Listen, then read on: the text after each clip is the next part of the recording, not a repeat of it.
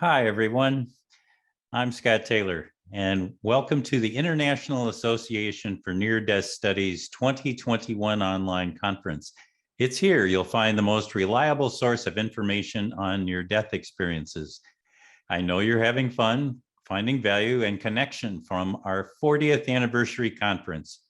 Our next speaker is Oscar Miro-Quesada.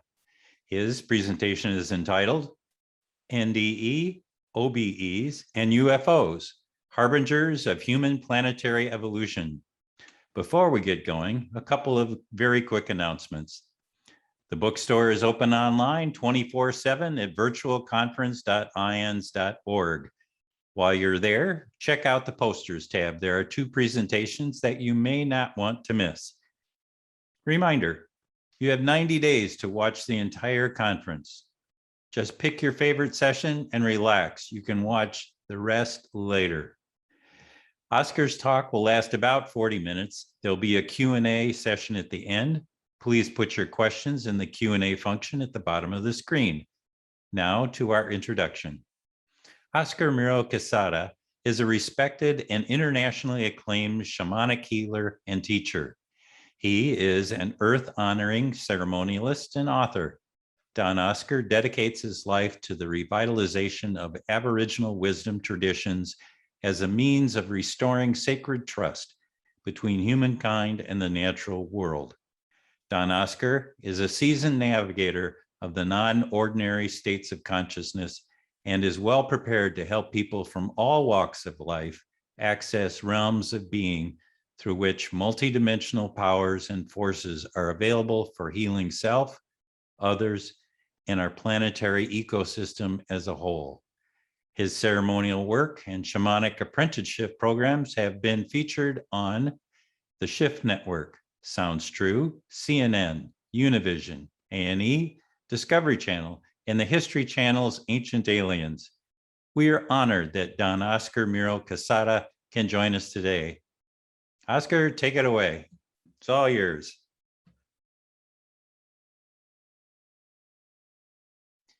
And Oscar, you are muted. Oops. You are absolutely correct. Thank you. Hatun wil katiayukui runakunap suyakuning.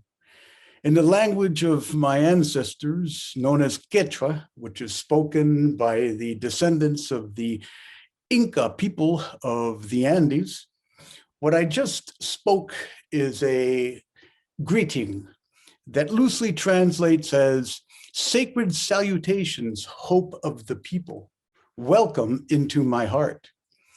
And this being the 40th anniversary of the International Near-Death Studies, Association of Near-Death Studies, I am deeply honored to be able to complement whatever teachings have already been presented by the wonderful participants in this gathering with a perspective born of the Aboriginal cosmology and the Aboriginal ritual artistry known as Kamaska Curanderismo, which is folk healing that is a combination of Catholic liturgy, believe it or not, and pre-Columbian healing methodologies.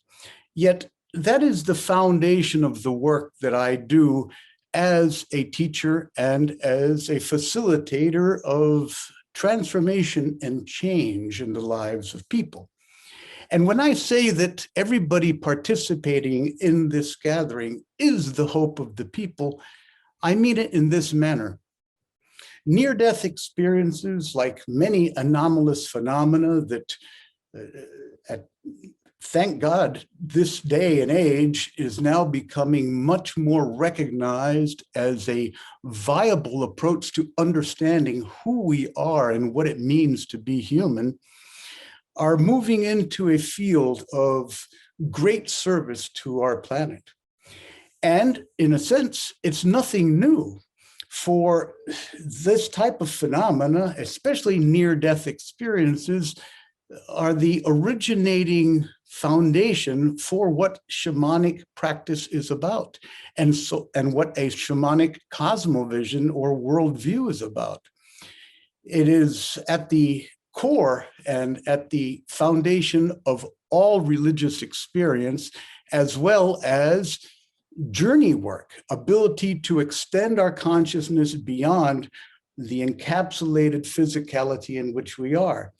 And everybody that is attracted to this particular type of gathering either has had their own experience of a transcendent encounter with multidimensional realities that are an antidote to the sadly pernicious obscurity and darkness that materialistic dominant culture currently prevails upon planet.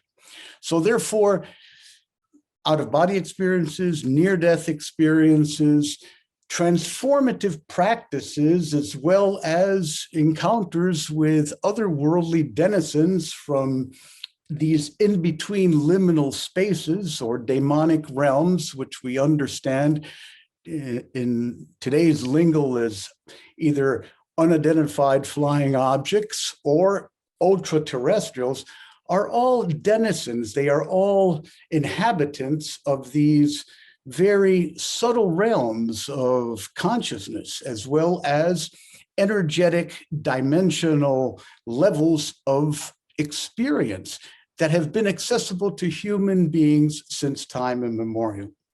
My own experience has been founded upon being a walker between worlds, like many of you are. And what do I mean by being walkers between worlds? Well, you've experienced something that is out of the ordinary, and you live in a world that expects you to be ordinary. To bridge those two contrasting or polarity realities, it is not an easy thing. It sometimes leads people to question their own sanity. And in my own experience, having encountered these alternate levels of human experience, it was very destabilizing. On a personal level, I don't know if I would say that my near-death experiences were precipitants of my shamanic healing vocation, yet they definitely deepened my understanding and appreciation of my own multidimensionality, of my own ability to draw from guidance and to draw inspiration from the dreaming, from this transcendent realm that ultimately resides within, from the impermanence that is life, rather than the attachment to certitude and to the control and the need for approval as an ego. So therefore, it helped me die a noble death on a daily basis. For in shamanism, as in many spiritual, psycho-spiritual traditions, we understand that life is simply a preparation for that ultimate transition, for that crossing of the veil. And that in our life, in our waking conscious life, we have the ability, we have tools and skills in which the transparency of that veil can be managed, can be modulated, can be either maintained so that the rich experiences that sometimes can be overwhelming to our human frail minds don't come flooding in and create a disassociative state, but on the contrary, can be channeled in a manner in which they become meaningful experiences rather than fragmentary downloads of visions that really have no coherency. And that's what sometimes results in the various psychopathological nomenclatures that we find in the world, defined by word as unhealthy.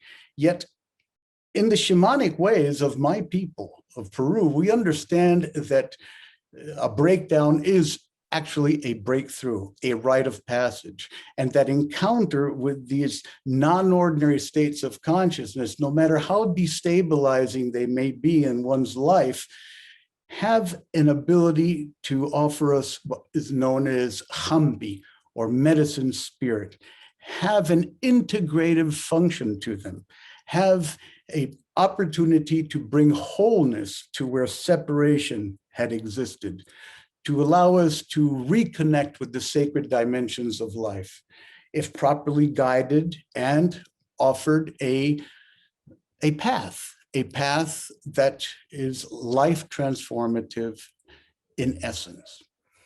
I had 3 near-death experiences and a multitude of other what would be called anomalous encounters with alternate realities growing up in Peru, in my country of origin.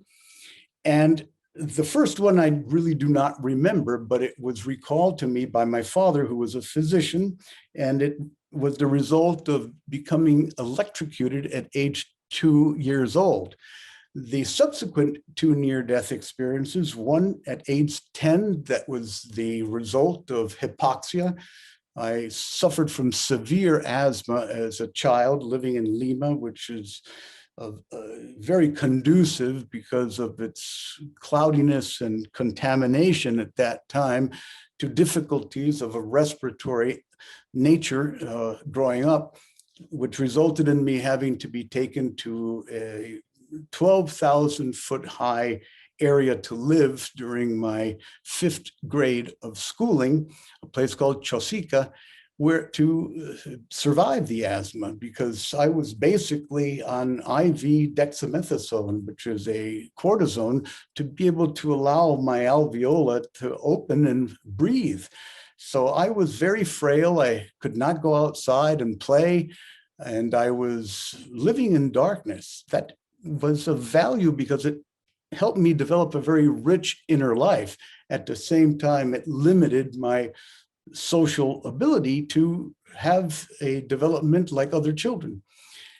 When I was in the area of Chosica, where it was in a higher altitude, I had an encounter with these, what I call shining ones, 3 luminous beings of light, as I was just slipping away through the veil. That it's a long story, but ultimately resulted in the intervention of these beings of light, extracting the asthmatic condition from my lungs and healing me altogether from that condition. The 3rd near-death experience resulted when I was 33 years old, and it was due to an auto accident in Lima, also, Lima, the capital of Peru. And that was even a stranger experience. It took me 2 years to even understand that my daily experience with this very thin veil as a result of that wasn't that I was dead or wasn't that I was alive. It meant that I was an in-between soul. And that was not an easy thing, because at the time I was still having a psychotherapy practice in Peru and working for Peru's National Petroleum Company, being flown up to the northern parts of the country to work with substance abuse people that were in their fields, in the oil fields. I was doing all of that, not knowing whether I even was alive. Many of you may have experienced that in-between world when you've recently emerged out of a very deeply transformative experience of encounter with non-ordinary realities, be them a Marian apparition where you see some saintly figure appear to you, or the angelic visitation of beings beyond this world, or the experience of actual going through the tunnel and encountering that heavenly realm known by many names around the planet, depending on cultural preference, as heaven, Shangri-La, Shambhala, Jagartha, the Paititi, the great crystal city of the ancient ones, or whatever preference you have to describe that realm of heightened seventh dimensional awareness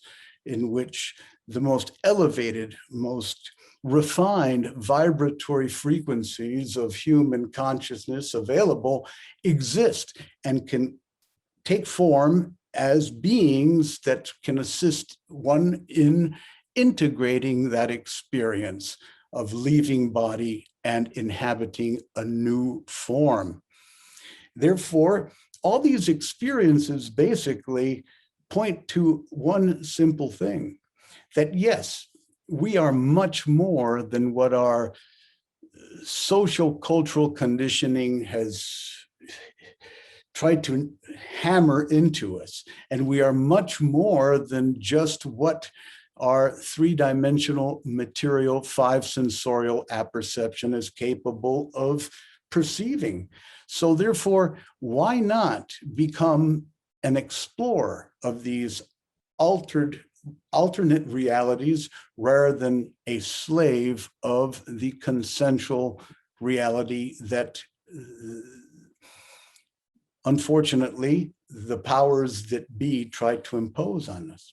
Now, curiously enough, as a child, I was also very interested in anything having to do with what is now the field of parapsychology. So as simultaneously, when I was doing my apprenticeship in Camasca curanderismo, or Peruvian shamanic folk healing, that began at the age of 18 years old in 1969, due to various fortuitous encounters with my mentor, Don Celso Rojas Palomino, who, because of, I remembered that experience at age 10, when I passed over and was visited by these three shining ones that I'll get into in a little bit. What happened is that my interest in the study of non-ordinary states of consciousness led me to pursue research in psychology and in comparative religion. I did my undergraduate at Duke University for that specific reason, in which the Institute for the Research of the Nature of Man, that was founded by J.B. Rhine, the so-called father of experimental parapsychology, was there. That was the headquarters, and that was one of the reasons I chose that university to pursue my undergraduate studies. He had already passed at the time that I began my studies there, but the institute was next door to where I was renting my room. So I spent a lot of time there doing all sorts of more academic approaches to the study of anomalous phenomena.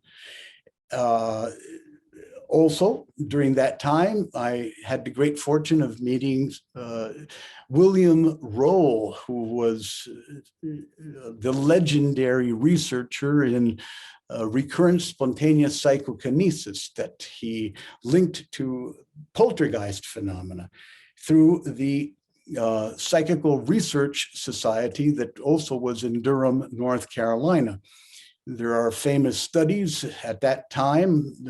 Keith Harari was doing experimental work with Bill Roll for doing out-of-body travel and being able to document that through means that many of you in the field of research understand how it was done. I won't go into details.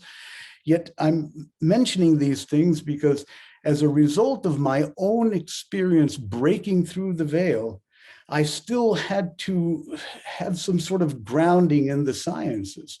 So I pursued this academic path as well as my shamanic apprenticeship. So I was living this Aboriginal cosmology that included a fascinating, rich world of spirits, of souls, of intelligences, of powers, of virtues, of great information that in my normal waking life didn't have a container for them. So I was seeking desperately to find something that I could justify my existence with that had some academic validation to it. Little did I know that as the saying goes, a donkey with a load of books is still a donkey. So no matter how much I pursued this, and I continued, because following that, I took my master's at the famed humanistic psychology department at West Georgia College that was founded by Abraham Maslow, that came down from Brandeis, that died soon after that, though. But then Mike Ahrens and James Clee and all these very well-known humanistic and transpersonal psychologists took the reins and turned it into what it is now. It was the first place where one could study a psychology based on transpersonal reality, rather than just clinical applications. And I had the great fortune at that time also, having recently come out of that very challenging moment in my life where I had my near-death experience at age 33 that turned my life upside down and made me question my sanity at a deep level. I had the great fortune of moving out of that and meeting, guess who? Raymond Moody.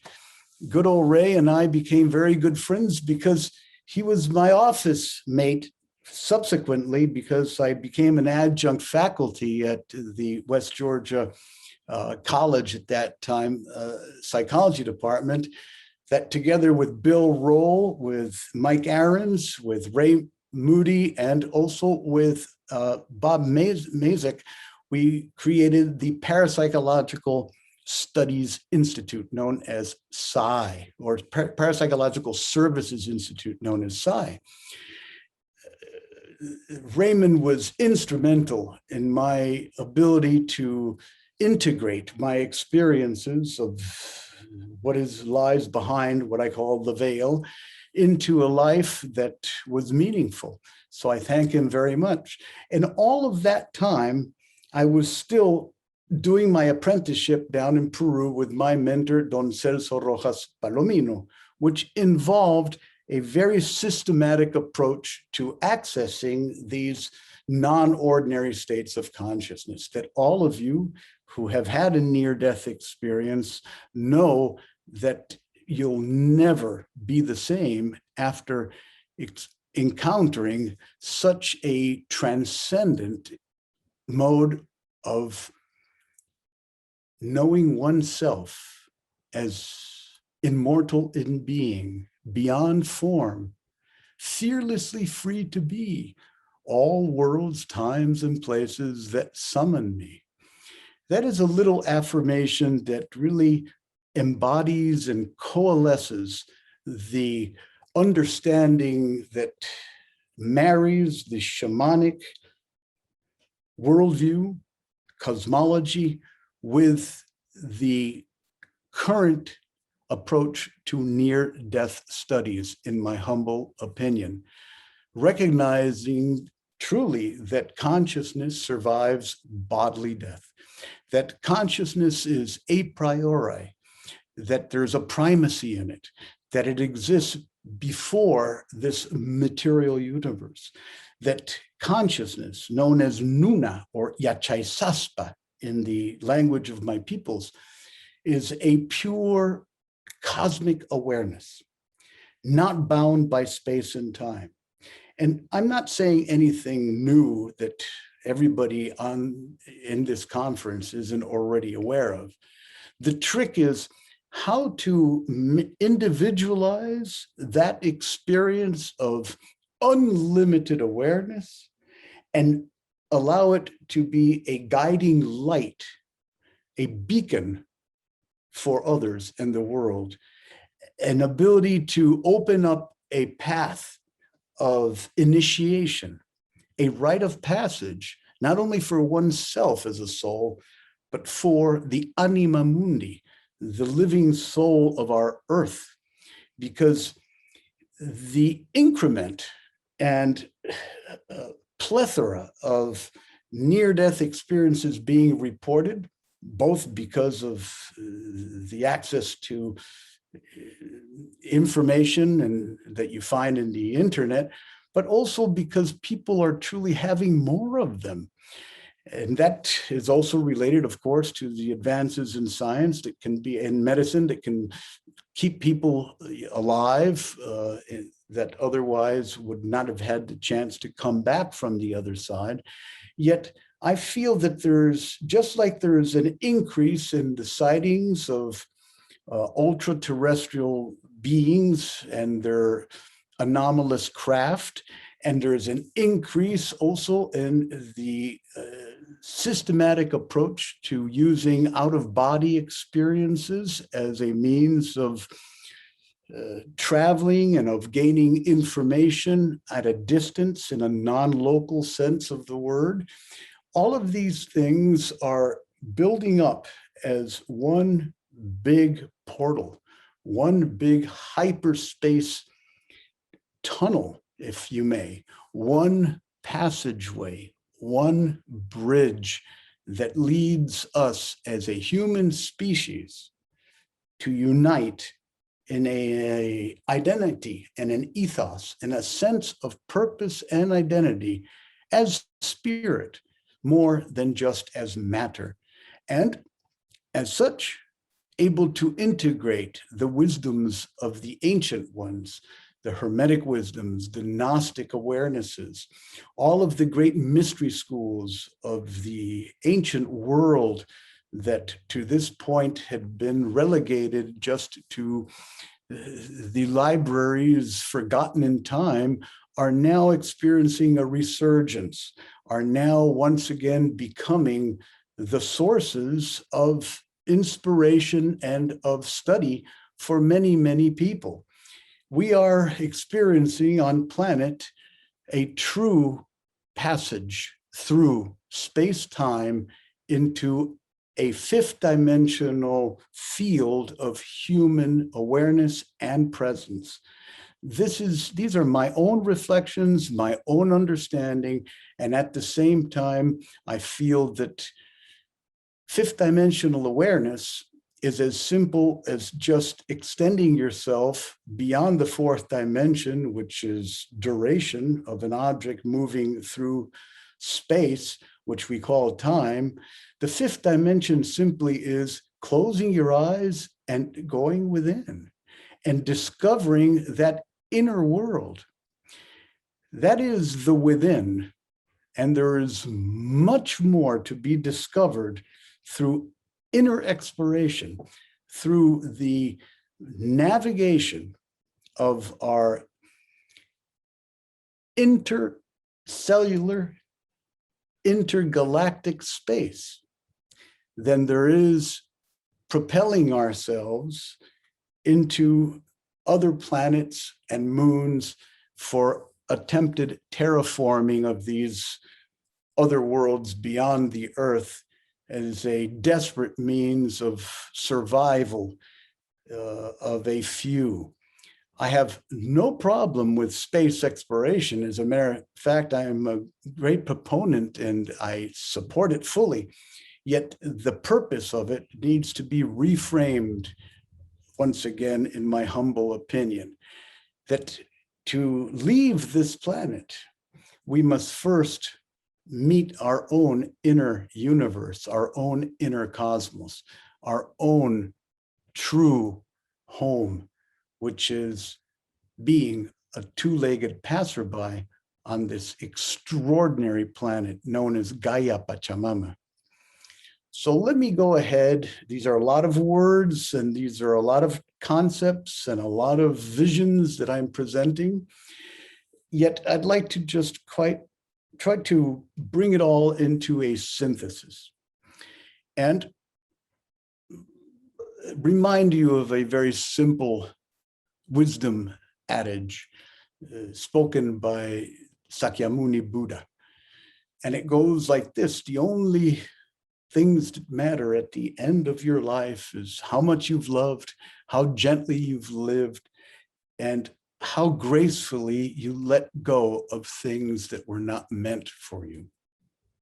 Now let's break that one down and see how they relate to out-of-body experiences, near-death experiences, contacts with ultra-terrestrial beings, sightings of the Virgin Mary or the Nazarene or Krishna or Buddha.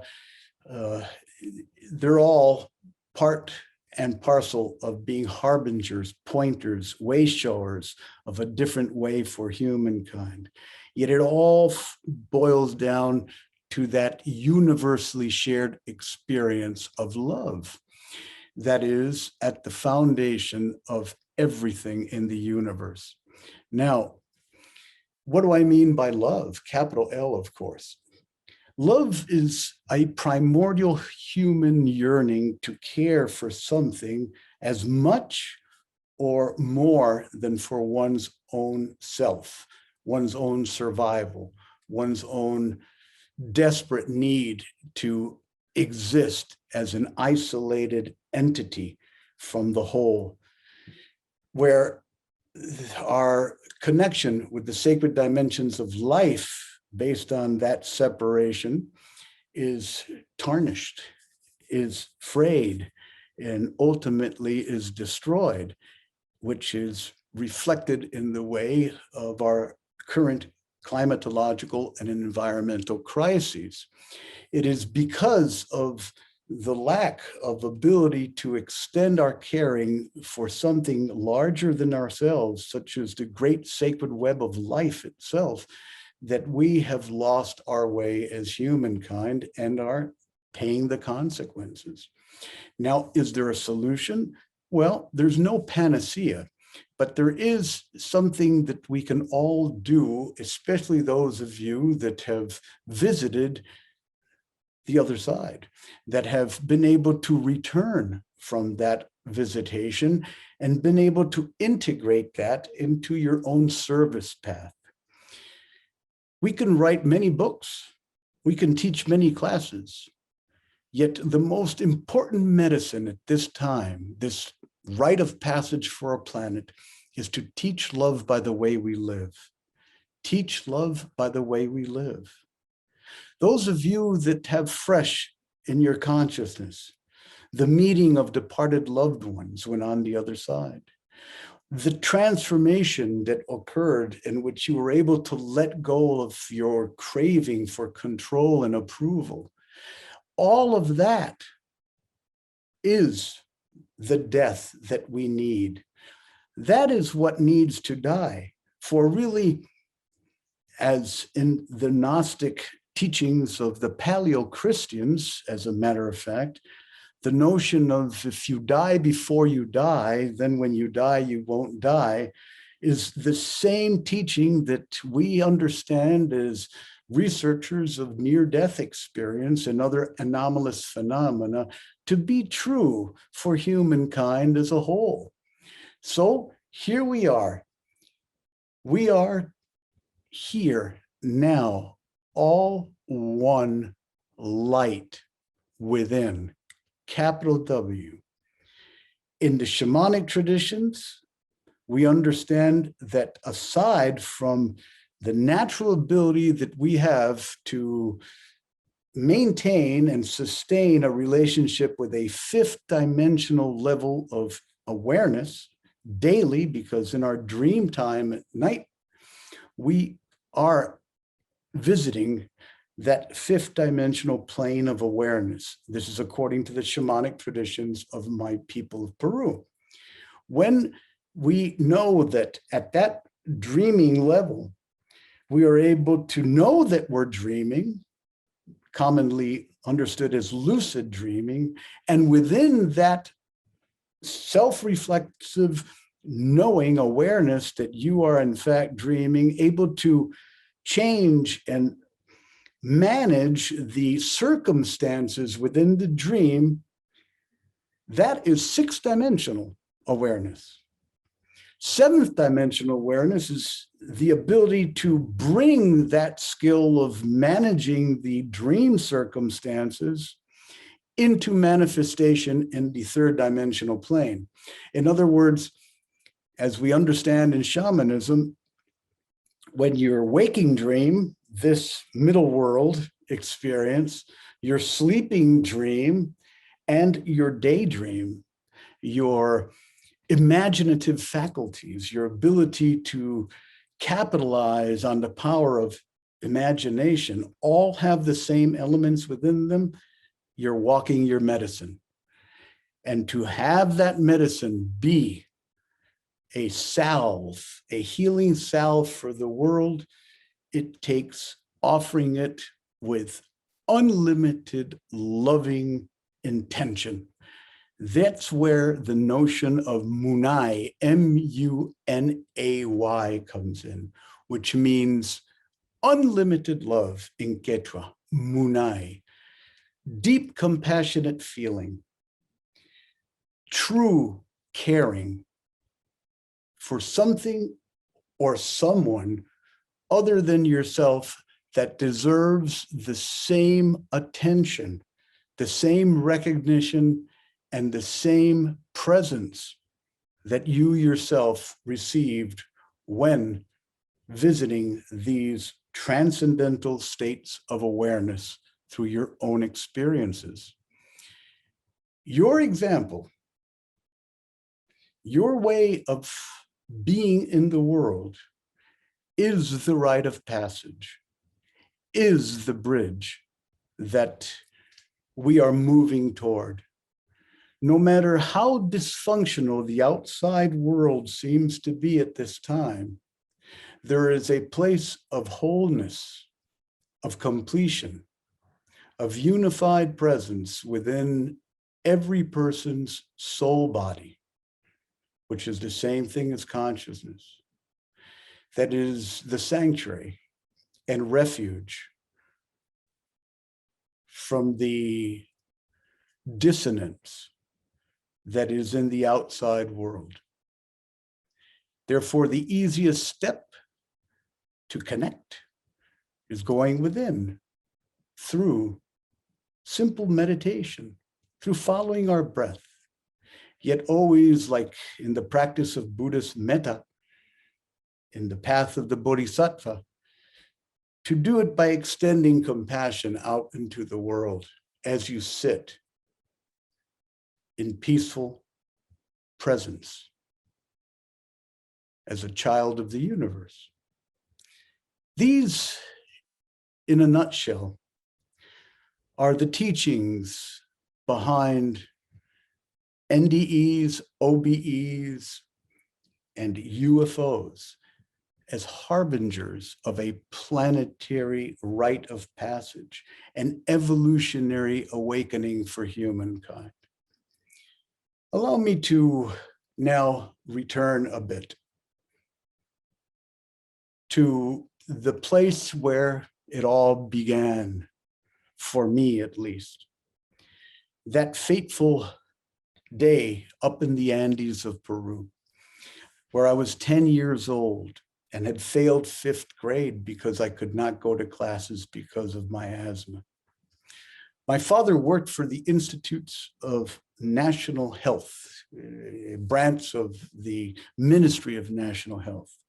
He ultimately became the equivalent of the Surgeon General of Peru, the Director General of National Public Health. In my early life, he was stationed in very remote areas, tribal areas of Peru. So from age 1.5 to maybe age 4, not maybe, to age 4, we lived in a place called Pucallpa, which is in the eastern rainforest Amazon basin of Peru, in a small tribal community of Shipibo people, which is an ethnic group very well known in this day and age for their mastery with the vine of the death known, or the vine of the soul, known as ayahuasca.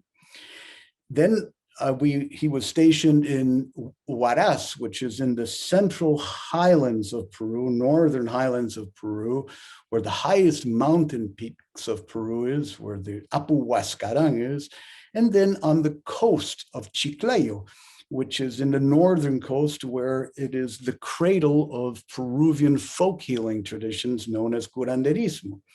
So in those early formative years, I was exposed more to the consciousness of our tribal peoples, of our First Nations peoples, if you prefer that word, of the indigenous worldview. So when I returned to Lima, I felt like a fish out of water. Curiously enough, that's when the full expression of my asthmatiform condition developed, once returning to Lima. It was almost like was in shock from being in these pristine natural environments in which there was a sense of sacred community, even having my father being of European descent and my mother and myself being of European descent, coming from a city like Lima.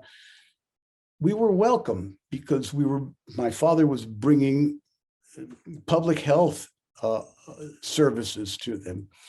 And at that time, I was being raised not only by my mother, but a lot of the women, the elder women of those communities.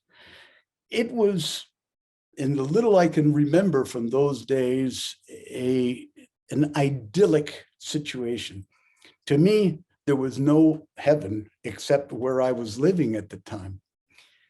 Fast forward to coming to Lima, boom, experiencing severe asthmatic condition, a lot of medicines that ultimately really impacted my kidneys in not too healthy of a way, and led to reliance on mostly allopathic pharmaceutical medicines to survive. I'm 10 years old. I'm suffocating in my bed. I'm experiencing myself slipping away from this world. And I hear these voices. And in those days, my nickname that my father had given me, believe it or not, was Beaver in English, because he spoke 5 languages, and my mother was born in Naples, Italy, but came at a year and a half. Her whole family, 14 of brothers and sisters, came with their parents to live in the United States. So she grew up in East Haven, Connecticut. She spoke English only at that time, ended up speaking fluent Spanish, of course, yet mostly English was spoken in my home. That's why I'm so well versed in English, did my superior education in universities in the United States as well. But my first language is Spanish. And I also speak Quechua, or Runasimi, the language of the indigenous populations of the highlands. So I want to situate this within this experience of being up outside of Lima, 10 years old, fading away, blissed out because I could, I didn't feel my body. And then I hear this voice in the back saying, Beaver, Beaver, Beaver. And all of a sudden I managed to kind of come back into body and gently open my eyes, and I see these 3 shimmering beings, one at the head of my bed and 2 flanking my bed at the side. And these 3 beings, the one in front of me, started to communicate, but not in word, in images, which is common in most advanced telepathic communication, means of communication, and conveyed. And this is in retrospect, because I became totally forgetful and amnesic of this experience until I met my mentor, Don Celso Rojas Palomino, 8 years later, during one of the first shamanic ceremony I ever participated in. And I'll get to that in a bit, which is important for this story. So I'm there, 10 years old, on the other side, receiving this information about my life, the marriages I'd have, children, education I'd have, my parents' divorce, et cetera, detailed information about my future. And then all of a sudden, it's communicated to me, it's not your time to go. you need to be healed. And at that moment, the being on my left just arched itself over to me and placed its luminous, scintillating light lips over my torso, right in the center of my heart, and began this suction. This classic shamanic extraction technique that some of you may be familiar with. It felt like it was an eternal inhaling of my condition, extracting my condition. And then it lifted itself up like a willow tree of light and released it into this spiral of light that just vaporized into infinity. I was instructed to close my eyes, go within, and I passed out. I woke up the next day totally free of any asthmatic condition. It was predicted by the doctors of the time that I may die from the asthma, that I would never be able to live at the sea level because of how severe it was. That came together with urticaria, with severe allergies and hives and everything that I used to get full of. So there was I was compromised, my immune system was highly compromised. Now, Miro? yes. Time check, 4 minutes left. Thank you.